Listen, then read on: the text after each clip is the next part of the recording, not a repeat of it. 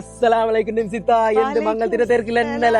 എടാ നീയാ ആടാ മംഗളത്തിന്റെ തിരക്കന്നെ അങ്ങനെ പർച്ചേസും കാര്യങ്ങളൊക്കെ ആയിട്ട് ഇങ്ങനെ പോണു.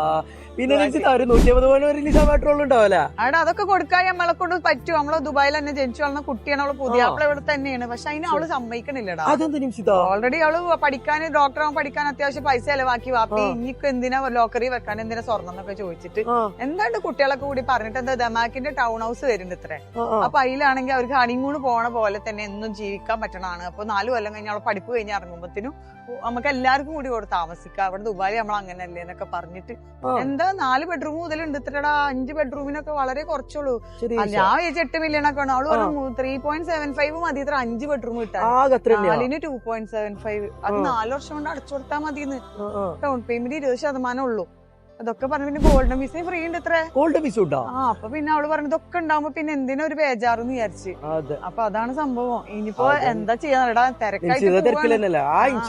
കാണാം.